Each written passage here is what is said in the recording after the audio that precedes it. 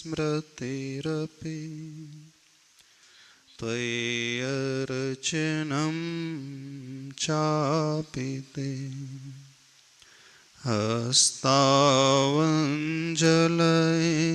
कथाश्रुतिरतः कर्णोक्षिसम्प्रेक्षते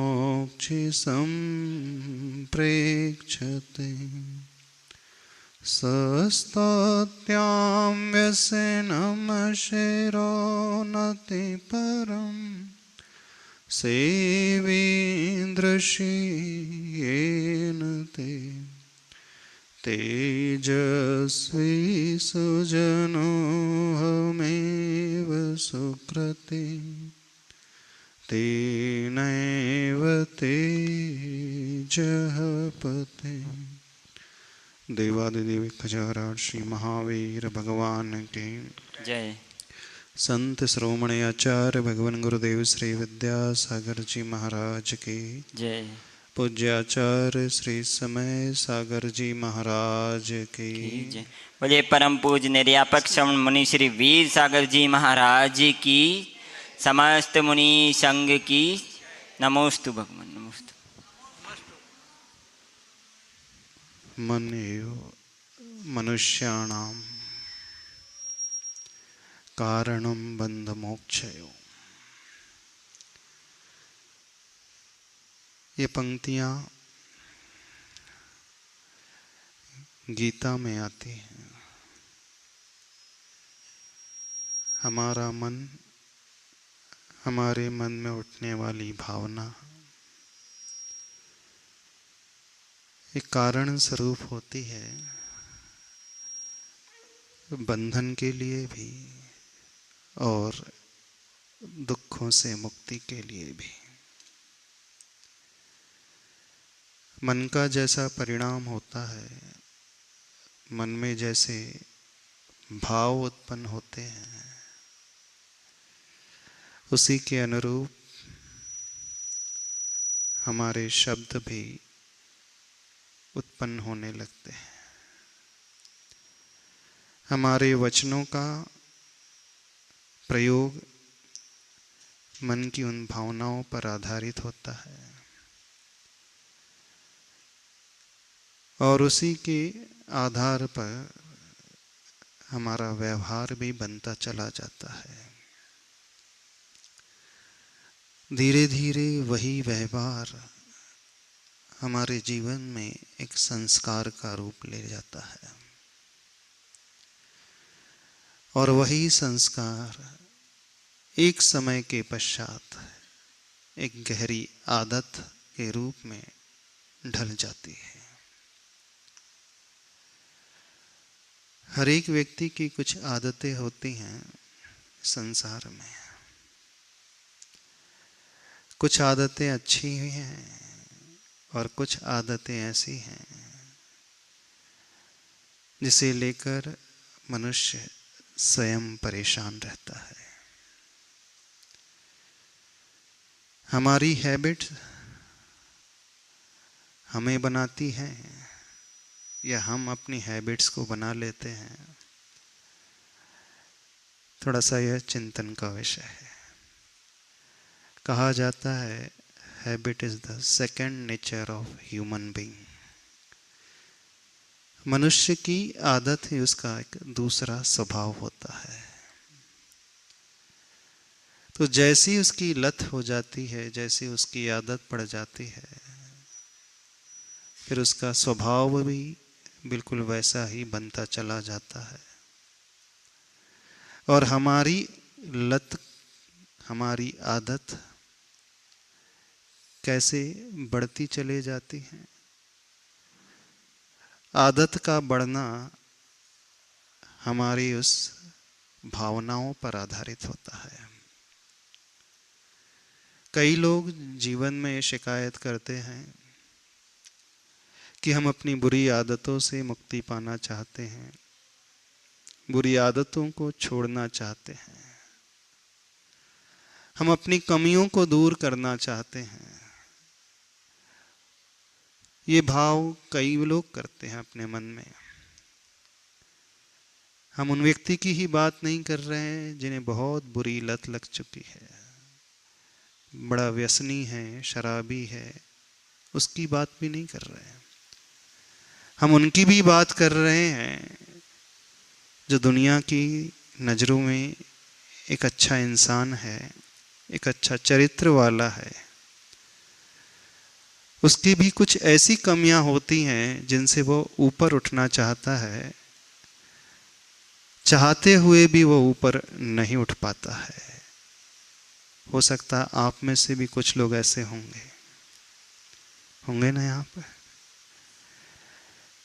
आदत, हैबिट कहो, लत कहो, व्यसन कहो,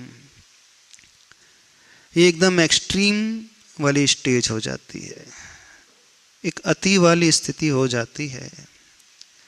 इस स्थिति में फिर उसका कंट्रोल उस पर नहीं होता है, उस आदत का कंट्रोल उसके मन पर हो जाता है, और फिर मन का कंट्रोल उसके आत्मा पर हो जाता है। होना तो ये चाहिए था कि हम स्वामी हैं, हम मालिक हैं, हमारा मन और हमारी आदतें हमारे अनुसार होना चाहिए, पर होता एकदम विपरीत है, विपरीत होता है। एक शराबी है, वो शराब के व्यसन को नहीं छोड़ पाता। एक जुआरी है, समझता है जुआ नहीं खेलना चाहिए, फिर भी नहीं छोड़ पाता। गुटखे का व्यसन लग गया हो, वह भी नहीं छोड़ पाता। ये तो जो नशे की बात चल रही है उस क्षेत्र में। लेकिन एक गृहस्थ, हाँ, वो शराब आदि का व्यसन ना करता हो, ऐसा वैसा कुछ खाता पीता भी ना हो, लेकिन उसे भी कुछ व्यसन लगता है ना। आप चाय नहीं छोड़ पाते हैं, कोई कॉफी नहीं छोड़ पाता है। ये हो गई एक वस्तु को न छोड़ पाने की लत। और एक लत और होती है, और आज के ज़माने में वो बड़ी खतरनाक लत है, वह उस मोबाइल से दूरी नहीं बना पाता है।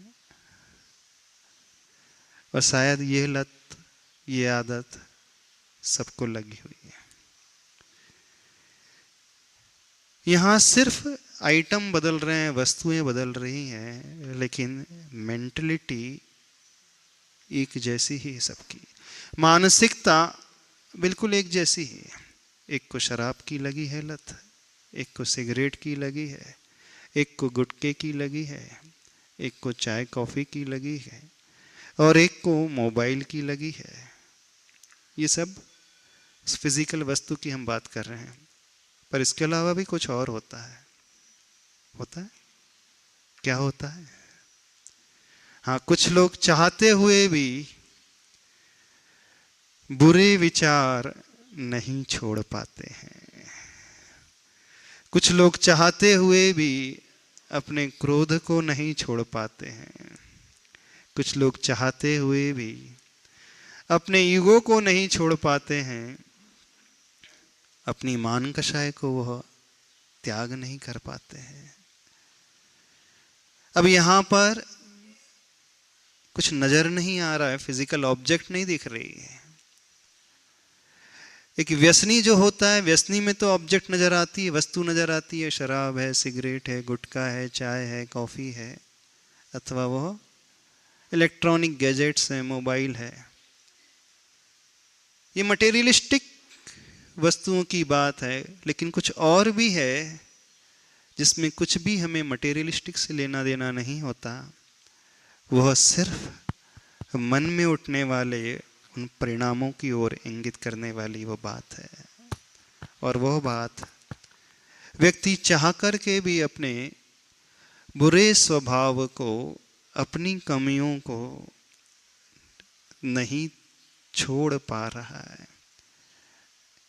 कईयों की कमी होती है।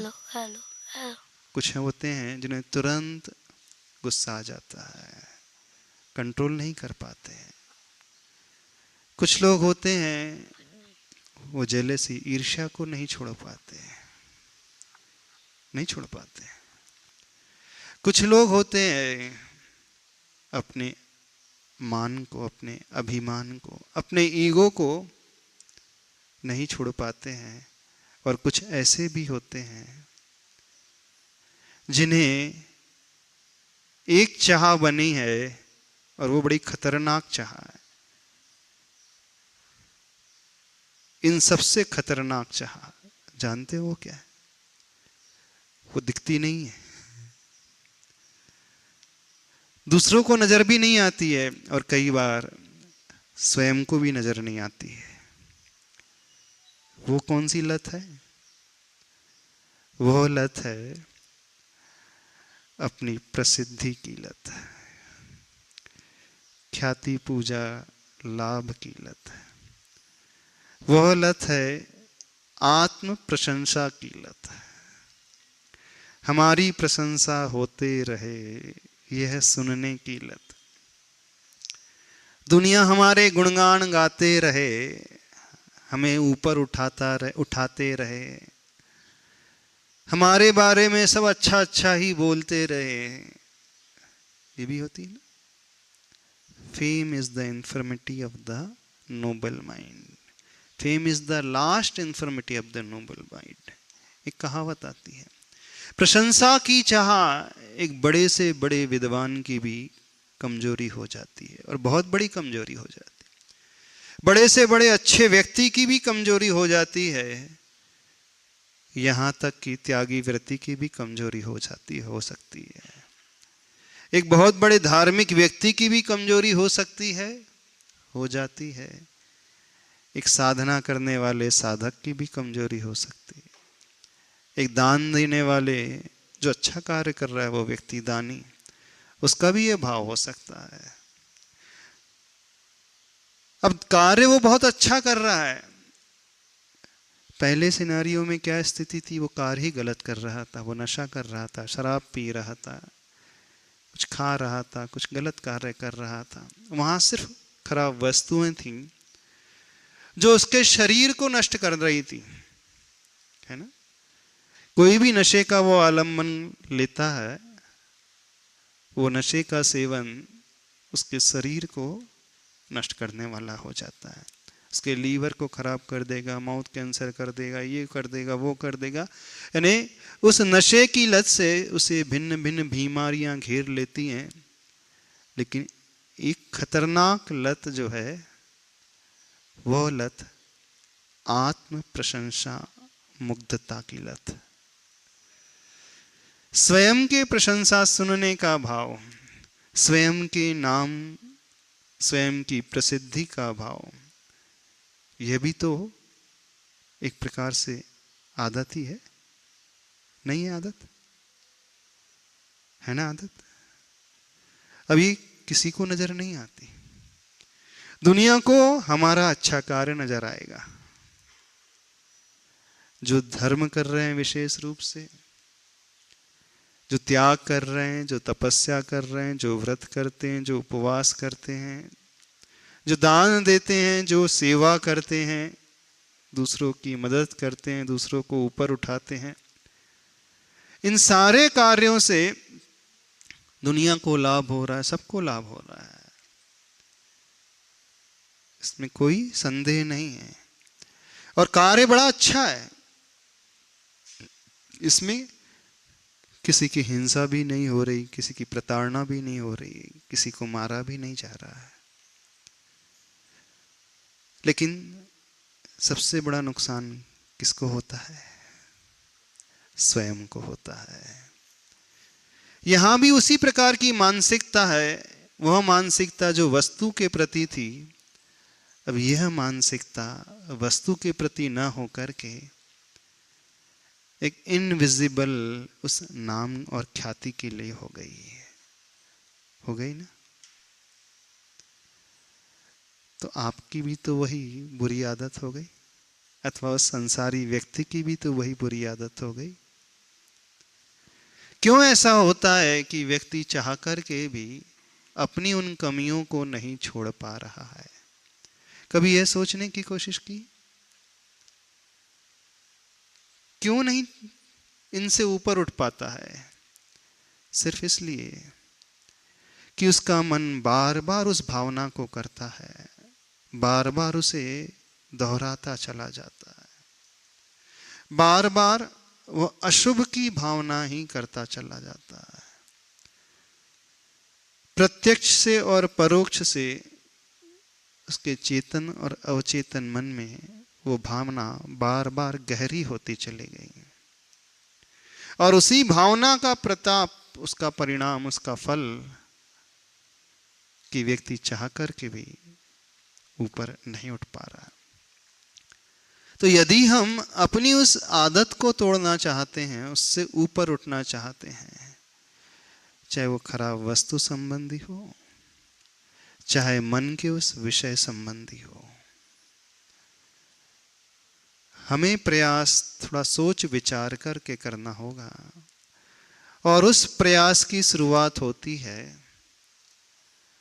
अशुभ भावनाओं को छोड़ करके शुभ भावना का आलम्बन लेना। वहीं से उसका प्रारंभ होता है। हम जैसी भावना करते हैं, हमारी हर भावना का परिणाम, हर भावना का फल हमें बहुत सारे विभिन्न क्षेत्रों में मिलता है। हमारी भावना से हमारे शरीर पर भी अंतर आता है, हमारी भावना से हमारे मन पर भी अंतर आता है, और हमारी उस भावना से हमारी आत्मा में भी अंतर आ जाता है। चाहे वो अच्छी भावना हो, चाहे वो बुरी भावना हो, चाहे वो सकारात्मक भावना हो, चाहे वो नकारात्मक भावना हो। इवन आज का विज्ञान भी, आज के डॉक्टर्स भी उसे स्वीकारते हैं कि भावना का फल कहां कहां और कैसे कैसे हमारे जीवन में पड़ता है। समझो इस बात को। आज वर्तमान में कई वैज्ञानिकों ने रिसर्च करके सिद्ध कर दिया, बिल्कुल सिद्ध कर दिया, जब हम डर के भाव से भरते हैं, डर की भावना को भाने में लगते हैं, जब हम चिंता की भावना को बार बार भाने लगते हैं, डॉक्टर्स कहते हैं उसी समय से हमारे भीतर बायोकेमिकल रिएक्शंस होना प्रारंभ हो जाते हैं। रासायनिक परिवर्तन और जैविक परिवर्तन और मानसिक परिवर्तन हमारे शरीर और मन में होने लगते हैं। जब व्यक्ति अंदर से कोई डर रहा है, तो डॉक्टर से कहते हैं उस समय उसकी बॉडी में कुछ इस प्रकार के हार्मोन्स का सिक्रीशन होता है जिसे वो कहते हैं स्ट्रेस हार्मोन्स। उसका नाम उन्होंने दिया है कॉर्टिसोल। ऐसा नाम एड्रेनालाइन, ऐसे हार्मोन्स जो स्ट्रेस को पैदा करने वाले होते हैं, तनाव को पैदा करने वाले होते हैं। उन्होंने शोध करके ये सिद्ध किया, जो व्यक्ति बहुत तनावग्रस्त रहते हैं, बहुत चिंता से भरे हुए रहते हैं, तो विशेष हार्मोन्स उनके शरीर में उसकी मात्रा बढ़ जाती है। तो ये जो स्ट्रेस हार्मोन्स होते हैं, ये एक प्रकार से और भी ज़्यादा उसे टेंशन में लाते चले जाते हैं, उसकी एंजाइटी लेवल बढ़ाते चले जाते हैं, चिंता बढ़ाते चले जाते हैं, और धीरे धीरे वह व्यक्ति डिप्रेशन में, अवसाद में पहुंचने लगता है। डॉक्टर्स ने सिद्ध किया। और जब कोई व्यक्ति प्रेम की भावना से, करुणा की भावना से, क्षमा की भावना से अपने मन को भरता है, उस समय भी उसके शरीर में चेंजेस आते हैं। उस समय भी उसके शरीर में विशेष रूप से ऐसे हार्मोन्स का सिक्रीशन होता है जिसे कहा जाता है ऑक्सीटोसिन। जब भी हम वात्सल्य की भावना से भरते हैं, उस समय वो ऑक्सीटोसिन हार्मोन्स का सिक्रीशन, जिसे वो लव हार्मोन भी कहते हैं। आपने सुना होगा डेयरी फार्म में गाय और भैंसों को इंजेक्शन दिया जाता है, जिससे उनकी दूध की मात्रा बढ़ती चली जाती है। कौन सा इंजेक्शन दिया जाता है जानते हो?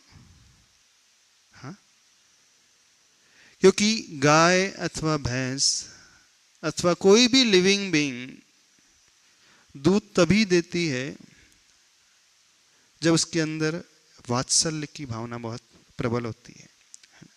जब गाय किसी बछड़े को जन्म देती है तो उसके मन में प्रेम बहुत उमड़ता है अपने बच्चे के लिए, बहुत वात्सल्य उत्पन्न होता है। देखो प्रकृति ने कैसा उपहार दिया है, तभी उस गाय के शरीर में दूध आता है जब वो बच्चों को जन्म देती है। और कोई गाय जो बच्चों को जन्म देना बंद कर देती है, फिर उसके शरीर में दूध नहीं आता है? आप बोलते ना अब गाय दूध देना बंद कर चुकी है, भैंस जो है दूध नहीं दे रही है। क्यों नहीं दे रही? शरीर तो वही था, शरीर में कोई परिवर्तन नहीं हुआ, जीव भी वही है, सब कुछ वही है, लेकिन अब उसके शरीर में दूध नहीं निर्मित हो रहा है और पहले निर्मित होने लगा। तो मां के शरीर में दूध की उत्पत्ति ही तब होती है जब वो बच्चों को जन्म देती है। प्रकृति ने ऐसा विधान बनाया है और जिससे बच्चे का जन्म नहीं होगा तो वह दूध की उत्पत्ति नहीं होगी। तो बच्चे का जन्म हुआ अर्थात उस बच्चे के प्रति, उस बछड़े के प्रति तीव्र वात्सल्य की भावना उस जीव की पैदा होती है। और जब वह प्रेम और वात्सल्य से भरता है तो डॉक्टर्स ने सिद्ध किया कि उनके शरीर में जो केमिकल, जो रसायन का स्राव होता है, एक्सक्रीशन होता है हार्मोन्स का, विशेष रूप से वो ऑक्सीटोसिन। तो इसलिए आर्टिफिशियल तरीके से वो इंजेक्शन के माध्यम से उस प्रकार के हार्मोन्स को एक्सटर्नली प्रोवाइड कराते हैं। वैसे नेचुरल जो होता है मानसिकता के अनुसार स्वाभाविक रूप से, जब परिणाम उस प्रकार के उस गाय के होते हैं, भैंस के होते हैं, उस जीव के होते हैं, तो उस परिणाम का फल क्या होता है, बॉडी में क्या रिएक्शन होने लगता है, क्या चेंजेस नजर आते हैं? उस प्रकार का एंजाइम्स, उस प्रकार का हार्मोन बनने लगता है। अब डॉक्टर्स ने आर्टिफिशियल तरीके से उस हार्मोन को दिया तो उसका प्रभाव, वो हार्मोन का प्रभाव होता है कि उसके शरीर में दूध अधिक मात्रा में पैदा होने लगता है। तो जब भी हम प्रेम के भाव से, वात्सल्य के भाव से, करुणा के भाव से, क्षमा के भाव से भरते हैं तो उस समय विशेष रूप से ये ऑक्सीटोसिन एंजाइम्स का सिक्रीशन होता है। जब हम बड़े संतोष के भाव से भरते हैं उस समय भी एक एंजाइम्स निकलता है जिसका नाम है सेरोटोनिन, तभी निकलता है जब व्यक्ति बड़ा रिलैक्स फील करता है, दूसरों को प्रेरित करता है। जैसे आता है जैन शास्त्रों में कृत कारित और अनुमोदना, आप अच्छे कार्य के लिए दूसरों की अनुमोदना करते हो, प्रेरित करते हो, मोटिवेट करते हो कि आप ये कार्य करो, उसका उत्साह बढ़ाते हो। तो उत्साह बढ़ाने से हमारे ही शरीर में चेंजेस आने लगते हैं। उस समय विशेष रूप से जो हार्मोन निकलता है जिसका नाम है डोपामाइन, वह हार्मोन हमें एक रिलैक्सेशन की फीलिंग दिलाने वाला, एक आनंद की अनुभूति कराने वाला। समझो इस विज्ञान को, आज के विज्ञान को समझने की कोशिश करें कि आज का विज्ञान भावनाओं को किस स्तर तक वो रिसर्च करके प्रूव करके हमें दे रहा है कि भावना करने से हमारे शरीर में क्या क्या चेंजेस आने लगते हैं, क्या प्रभाव इन भावनाओं का हमारे शरीर पर पड़ता है। आपने यह भी देखा होगा जब व्यक्ति तीव्र क्रोध की भावना से भरता है तो क्या होता है? जब आपको बहुत तेज गुस्सा आता है, बताइए आपके शरीर में क्या चेंजेस होने लगते हैं? आंखें लाल होती हैं, हार्ट बीट्स बढ़ने लगती है ना, हृदय की गति तेज हो जाती है, ब्लड प्रेशर बढ़ जाता है ना, नसें जो एकदम फड़कने लगती हैं, मुट्ठी बंधने लगती है, मांसपेशियों में खिंचाव होने लगता है। कब होता है? जब व्यक्ति एकदम तमतमा जाता है, उतावला होने लगता है, क्रोध की भावना से भरता है अथवा चिल्लाने से लगता है, तो उसके शरीर में ये चेंजेस, ये परिवर्तन अपने आप नजर आने लगते हैं। और जब व्यक्ति एकदम क्षमा के भाव से भरता है तो उसके शरीर में क्या चेंजेस आ जाते हैं? तो भी परिवर्तन उसके शरीर में आते हैं। यानी जो हम सोचते हैं उसी के अनुरूप हमारे शरीर में भी, इवन सभी लोगों को सपने आते हैं ना, सपने आते हैं। आपने सपने में देखा कि चारों तरफ अग्नि लगी हुई है, वो अग्नि आपके घर को जला रही है, आपके बेडरूम तक आ रही है, आपके बेड तक आते चले जा रही है। अब ऐसा लग रहा है कि वो हम तक ही आने वाली है, और इतने में आपकी नींद खुल जाती है। तो क्या होता है उस समय? आपकी उस समय श्वासों की धड़कन बहुत तेजी से चलती है। कई लोग एकदम चिल्ला जाते हैं, चिल्ला करके उठते हैं, फिर जैसे ही आंख खुलती है तो देखते हैं यहाँ तो कुछ है ही नहीं, ना अग्नि है, ना पानी है, कुछ भी नहीं है। तो वास्तविकता क्या थी? वहां ना कोई अग्नि, कुछ भी नहीं थी, लेकिन आपने सपने में यह देखा कि अग्नि हमें जला रही है, अग्नि हमारे निकट आ रही है। तो वैसी ही फीलिंग, वैसी ही भावना का परिणाम आपके उस ब्लड प्रेशर में पड़ने लगा, जबकि रियलिटी में कुछ भी नहीं था। ऐसी होता है कि नहीं होता? अथवा एक दूसरा उदाहरण देते हैं। सपनों में आप भोजन कर रहे हो तो कैसा लगता है? अच्छा लगता है, मुंह में पानी आ जाता है। और सपनों में आप सम्य शिखर जी की वंदना कर रहे हो तो कौन सा भाव आता है? जबकि रियलिटी में कुछ भी ना, सम्य शिखर है ना भोजन है, कुछ भी नहीं है। तो समझना, हमारा माइंड और हमारा शरीर सराउंडिंग में क्या हो रहा है, रियलिटी में क्या हो रहा है, इससे ज्यादा प्रभावित नहीं होता है। हम क्या विचार उत्पन्न करते हैं, हम क्या भाव भाने लगते हैं, उसी को सत्य मानने लगता है, बिल्कुल वैसा ही मानने लगता है। यदि हम धर्मशास्त्र के अनुसार एक बात करें, स्वर्गों में देवों की व्यवस्था है और ऊपर ऊपर स्वर्गों के देवों का कैसा चलता है? काय प्रविचारा आ ऐशानात शेषः स्पर्श रूप शब्द मनः प्रविचारा। ये दो सूत्र आते हैं। क्या अर्थ है इनका? यानी व्यक्ति अपनी इच्छाओं की पूर्ति कैसे करता है, या यूं कहें अपनी वासना की पूर्ति कैसे करता है? स्पर्श से भी करता है, शब्द सुन करके भी करता है, रूप देख करके भी कर लेता है, और मन से भी कर लेता है। जैसे जैसे ऊपर के स्वर्गों में पहुंचते हैं, ऊपर के स्वर्गों में रहने वाले देव 13वें 14वें 15वें 16वें स्वर्ग के देव, वो अपनी देवियों को देखते भी नहीं, छूते भी नहीं, उनकी वाणी भी नहीं सुनते,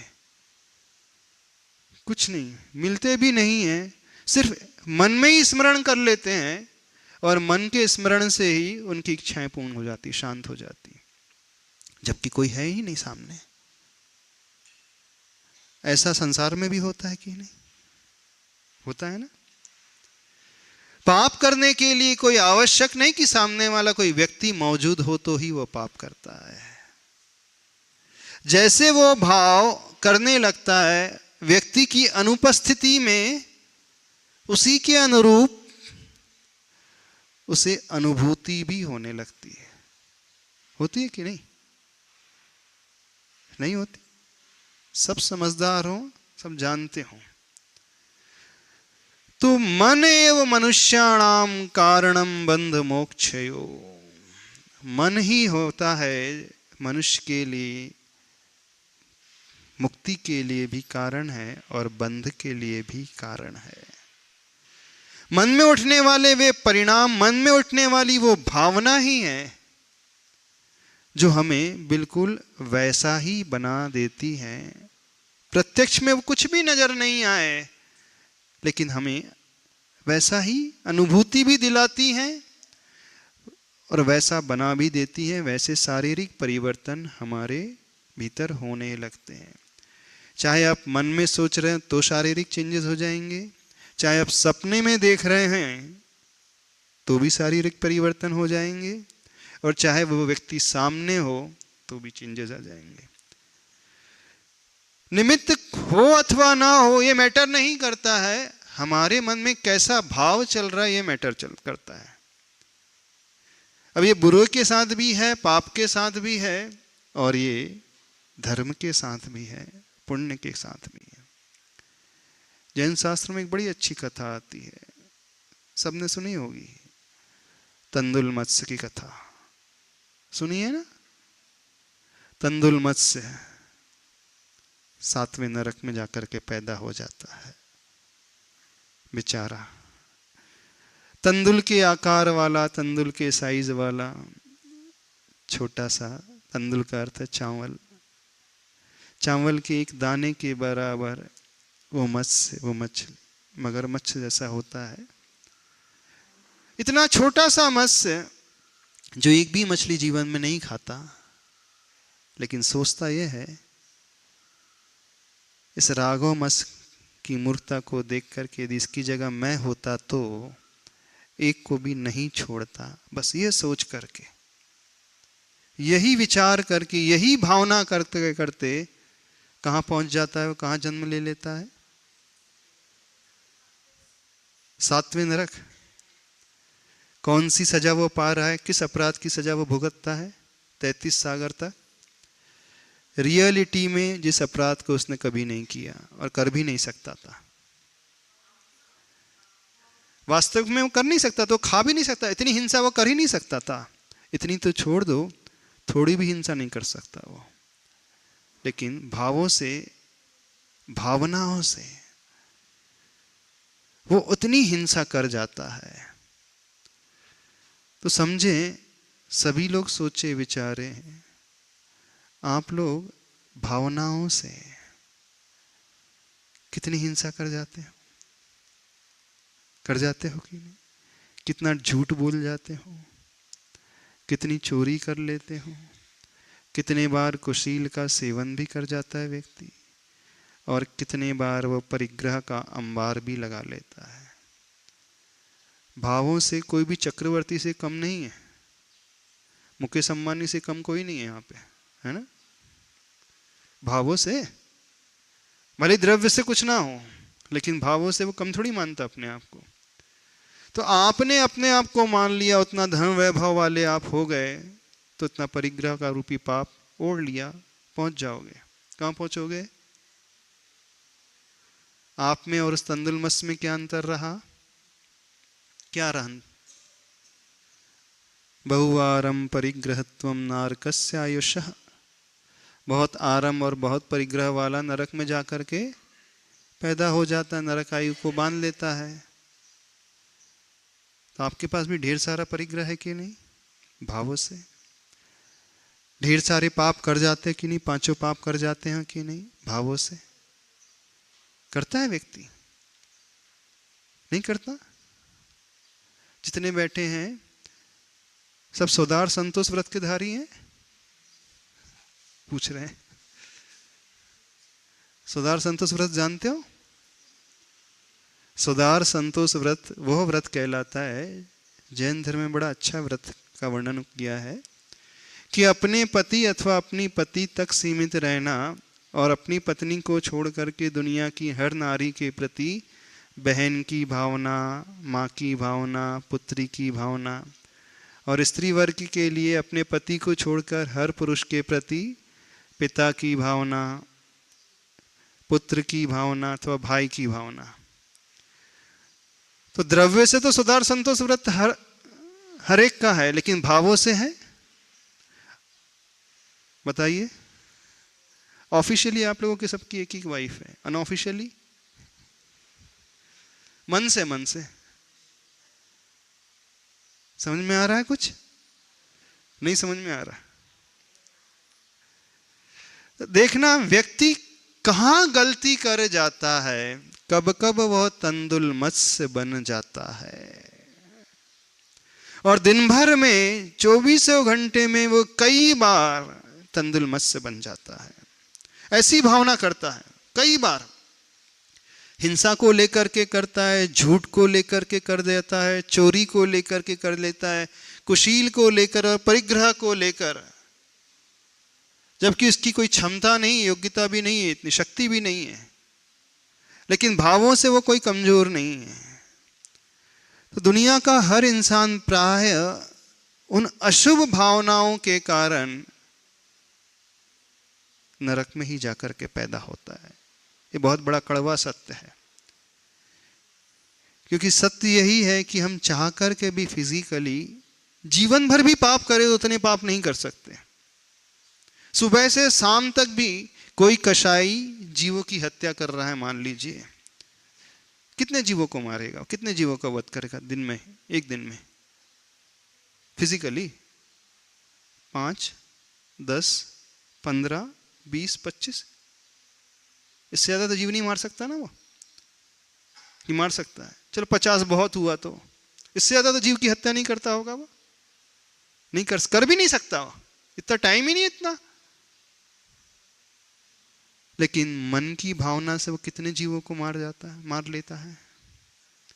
अब स्लॉटर हाउस खोल ले तो वो हजारों की संख्या में हो जाएंगे, और स्लॉटर हाउस ना खोले लेकिन भावों से वो कितने जीवों की हिंसा कर जाता है। तो समझना हर एक जीव के साथ क्या घटित होता है, मन, वचन और काय। तो काय से, शरीर से हम ज्यादा पाप कभी नहीं करते, कर भी नहीं सकते, कोई भी नहीं कर सकता। सबसे ज्यादा पाप होते हैं उन दुर्भावनाओं से, मन से ही होते हैं। अब एक विशेषता समझना, एक जैन शास्त्र की बड़ी गहरी बात बता रहे हैं हम आपको। जो भोग भूमि में जन्म लेने वाले सारे जीव जो जीवन भर भोग भोगते हैं, जो भोग भोगेगा वो कहां जाएगा? भोग भोगने वाला कहां पैदा होता है? नरकों में। कर्म भूमि में आज यहां पर जो जीवन भर शुरू से लेकर जन्म से लेकर अंतिम समय तक भोगों को भोग रहा है, स्पर्शन इंद्री के भोग, रसना इंद्री के भोग, चक्षु इंद्री के, कर्ण इंद्री के, घ्राण इंद्री के, पांचों इंद्री के। अच्छे से अच्छा खाना है, अच्छे से अच्छा पीना है, अच्छे से अच्छा पहनना है, अच्छे से अच्छा देखना है, सूंघना है, सुनना है, सारे। तो ऐसा व्यक्ति जब से वो होश संभालता है और मरने के अंतिम क्षण तक सिर्फ भोगों को ही भोगता है, पंचेंद्रिय के विषयों को, तो कहां पैदा होगा? कर्मभूमि के मनुष्य की बात कर रहे हैं, आज के पंचम काल के मनुष्य की बात कर रहे हैं। नियम से नरक में पैदा होगा।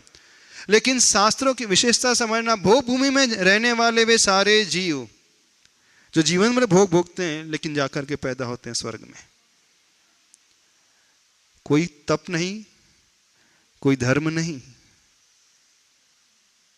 कोई दान नहीं, कोई त्याग नहीं, कोई उपवास नहीं, फिर क्यों स्वर्ग में जाके पैदा हो जाते? कभी सोचा है आपने क्यों? इसलिए वो स्वर्ग में जाकर के पैदा हो जाते हैं कि वह सिर्फ वहीं तक सीमित रहते हैं, उसके अलावा उनकी दृष्टि कभी खराब नहीं होती। यदि एक पुरुष सिर्फ अपनी पत्नी तक सीमित रहे तो वो पाप की श्रेणी में नहीं आएगा। वो पाप की श्रेणी में तब आ जाएगा जब उसकी दृष्टि गलत सबके प्रति हो जाएगी। जितनी आवश्यकता होती वो उतना ही उपयोग करते हो बस आवश्यकता से ज़्यादा कभी नहीं करते। लेकिन आज का मनुष्य जो है मन के माध्यम से अनावश्यक रूप से सारे पाप करता है, इसलिए वो नरकों में जाकर के पैदा होता है, इसलिए वो दुखों को भोगता है, कष्टों को भोगने वाला हो जाता है। और वहां जो जीवन भर कोई धर्म नहीं कर रहे हैं और स्वर्ग में जाकर के पैदा हो रहे हैं। विशेषता समझो, इस रहस्य को पकड़ने की कोशिश करो। तो आप जहां जीवन जी रहे हो, जिस परिस्थिति में रह रहे हो, जिनके साथ रह रहे हो, जो आपको आवश्यक है उतना चिंतन करो तो उसमें कोई दोष नहीं लगेगा।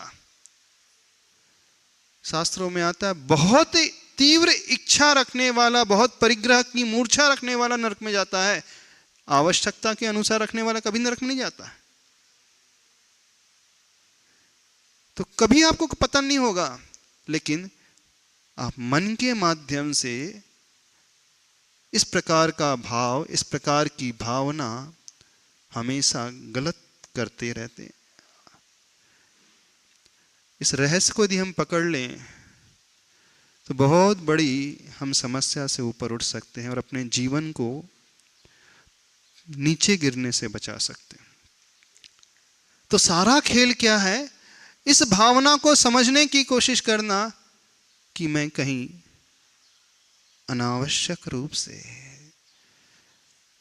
हिंसा संबंधी दुर्भावना तो नहीं कर रहा हूं, झूठ संबंधी, चोरी संबंधी, कुशील संबंधी, परिग्रह संबंधी मैं कहीं अनजाने में तंदुल मत्स्य तो नहीं बन रहा हूं। तंदुल मत्स्य तो एक तिर्यंच गति का जीव है, बेचारा छोटा सा अज्ञानी, उसे कोई उपदेश देने वाला नहीं, प्रवचन देने वाला नहीं, कोई गुरु से नहीं मिले। लेकिन आप लोग तो ज्ञानी हो ना, पढ़े लिखे हो, समझदार हो, स्वाध्याय करने वाले हो, धर्म करने वाले हो। तो ऐसा व्यक्ति जिसके पास विवेक भी है, समझ भी है, ज्ञान भी है, जिन्हें अच्छा समागम भी मिलता है, और वह दुखों के सागर में पड़ जाए, वह नरक में जाकर के पैदा हो जाए, तो उससे बड़ी मूर्खता और कुछ नहीं हो पाएगा। उससे बड़ा दुर्भाग्य कुछ नहीं हो सकता। रहस्य को समझने की कोशिश करो। हम जीवन में उन दुर्भावनाओं के कारण ही हमेशा नीचे गिरते आए हैं, जिसका कोई सरोकार हमारे लाइफ में था ही नहीं। हम उसके बारे में भावना 24 घंटे करते रहते हैं और हर व्यक्ति यही सोचते रहता है। तो उसका फल इस प्रकार से प्राप्त होता है। तो हम कह रहे थे, जब हम दुर्भावनाओं से भरते हैं तो हमारी बॉडी में फिजिकल क्या क्या चेंजेस आते हैं, डॉक्टर्स ने वो प्रूव किया। सिर्फ तन पर ही प्रभाव नहीं पड़ता है, मन पर भी प्रभाव पड़ता है। जो व्यक्ति उन दुर्भावना से, चिंता से, भय से भरा हुआ होता है, ऐसा व्यक्ति एंजाइटी लेवल बढ़ा हुआ उसका पाया जाएगा, उसका तनाव बढ़ा हुआ पाया जाएगा। ऐसा व्यक्ति ही अवसाद में जाने वाला होता है। और जो व्यक्ति अच्छी भावना से भरा हुआ होता है, जीवन में उसकी क्लियरिटी बहुत हमेशा अच्छी रहती है, वो हमेशा रिलैक्स रहता है, वो कभी चिंतित नहीं रहता है, बड़ा निश्चिंत रहता है। ऐसा व्यक्ति हमेशा क्रिएटिव रहेगा, ऐसा व्यक्ति हर हाल में आनंद में रहेगा, उसका मन जो है बड़ा प्रसन्न रहेगा। देखना, जब हम उस करुणा की भावना से, प्रेम की, वात्सल्य की, क्षमा की भावना से भरते हैं तो मन हमारा बड़ा प्रशस्त रहता है। और इससे विपरीत क्रोध आदि की भावना से, चिंता आदि की भावना से भरते हैं तो हम मानसिक रूप से भी अपने आप का घात करते हैं। तो इन भावनाओं का प्रभाव हमारे शरीर पर भी पड़ता है, इन भावना का प्रभाव हमारे मन पर भी पड़ता है, और इन भावना का ही प्रभाव हमारी आत्मा पर पड़ता है। जैसे वह तंदुल मत्स्य ऐसे कर्म को बांध लेता है उस पापमयी भावों को भाकर के, जो कभी करता ही नहीं जीवन में और कर सकता भी नहीं था। ऐसा ही आज का इंसान है, ऐसे ही वो जीवन जी रहा है नहीं जी रहा है। सोचना कभी आप, दिन भर में आप कितने बार तंदुल मत्स्य बनते हैं। कभी शांति से बैठ कर के सोने के पूर्व सोचना, आज मैं दिन भर में हिंसा को लेकर कितने बार तंदुल मत्स्य बन गया, झूठ रूपी पाप को लेकर के कितने बार तंदुल मत्स्य बन गया, चोरी वाले पाप को, कुशील और परिग्रह। ये हो गया अशुभ के क्षेत्र में। ठीक इससे विपरीत हम शुभ के क्षेत्र में भी कर सकते हैं, बिल्कुल कर सकते हैं। हम भावनाओं को ऐसे भा करके यहां बैठे बैठे सिद्ध क्षेत्र की वंदना भी कर सकते हैं कि नहीं। यहां बैठे बैठे हम गुरु को याद भी कर सकते हैं। घर में बैठे बैठे आप प्रभु का स्मरण भी कर सकते हैं। अपना ऑफिस संभालते हुए, अपना बिजनेस संभालते हुए कोई अच्छी बात रिकॉल भी कर सकते हैं। तो उस कैटेगरी में भी व्यक्ति तंदुल मत्स्य बन सकता है। जीवन में हम रियलिटी में उतना पुण्य भी कभी नहीं कर सकते, धर्म के कार्य फिजिकली कभी नहीं कर सकते। जैसे फिजिकली पाप के कार्य अधिक नहीं कर सकते, ऐसे ही फिजिकली धर्म के कार्य भी कभी नहीं कर सकते। तो आचार्य भगवान ने इसलिए बड़ी साइंटिफिक तरीके से समझाया है कि धर्म कैसे फलता है। तो कृत से भी, कारित से भी और अनुमोदना से भी। अनुमोदना, बस मन में भाव को लाना ही तो है, प्रसन्नता का भाव, दूसरे के अच्छे कार्य को देख करके आनंद का भाव, अनुमोदना का भाव, ये होता है। तो समझे इस रहस्य को। भावनाओं का परिणाम, भावना का फल किस किस पर पड़ता है? हमारे शरीर पर, हमारे मन पर, हमारी आत्मा पर। और उसका फल कैसा प्राप्त हो जाता है, इसका थोड़ा सा चिंतन करना सीखो। जब तक ये चिंतन नहीं करेंगे तो हम उन पापों की सजा पाते रहेंगे जिन पापों को हम फिजिकली कभी करते ही नहीं और कर भी नहीं सकते। नहीं कर सकते, असंभव है। लेकिन हमारा ही अज्ञान है, सिर्फ हमारी जागृति का अभाव है, और उसी कारण व्यक्ति बह जाता है और तंदुल मत्स्य बन जाता है। बस इतना ही कहना है। थोड़ा सा अलर्ट होकर के देखने की कोशिश करो। कल भी हमने बात कही थी, अवेयरनेस अपने भीतर लाने की कोशिश करो। अपनी उन भावनाओं का अध्ययन करने की कोशिश करो कि हम नेसेसरी कितना करते हैं और अननेसेसरी किन भावनाओं को भाने वाले हो जाते हैं। भविष्य का सोचना चाहिए, उसमें कोई गलत नहीं है, विचार करना चाहिए, लेकिन अपनी लिमिट को देखकर, अपनी आवश्यकता को देखकर और अपने पोटेंशियल को देख करके चिंतन करना चाहिए। क्षमता के अनुरूप ही विचार करना चाहिए, उस भावना को भाना चाहिए। ये तो बुरे कार्य में हो गया। और अच्छे कार्य में तो अनलिमिटेड। अच्छे कार्य में क्या करना चाहिए? फिर आचार्य भगवान कहते हैं, मैं वो हूं जो है भगवान, बस हूं स्वतंत्र, निश्चल, निष्काम। भले हम भगवान नहीं है, लेकिन आचार्य भगवान कह रहे हैं कि क्या भाव? यह परात्मा स एवा हम, जो परमात्मा है सो ही मैं हूं, मैं वो हूं जो है भगवान, बस। तो अच्छे कार्य में कोई लिमिट नहीं, अनलिमिटेड, और बुरे कार्य में लिमिट। लेकिन होता इससे विपरीत है। अच्छे कार्यों में आप सब लिमिट बांध लेते हो और बुरे में, पाप में अनलिमिटेड हो जाते हो, तंदुलमत्स्य हो जाते हो। तो रहस्य को पकड़ लोगे कि नहीं? अब समझ लोगे कि नहीं? पर कैसे पकड़ पाओगे? जब थोड़ी देर बैठ करके शांति से स्वयं का एनालिसिस करोगे, दिन भर के अपने विचारों का अध्ययन करोगे, अपनी भावनाओं का अध्ययन करोगे कि हम सवेरे से लेकर रात के सोने के पूर्व तक क्या क्या सोचते रहते हैं, कौन कौन सी भावनाओं को उत्पन्न करते रहते हैं, कितनी नेसेसरी है और कितनी अननेसेसरी है, और कितनी हमारी कुबत के बाहर है और कितनी हमारी कुबत के अंदर है।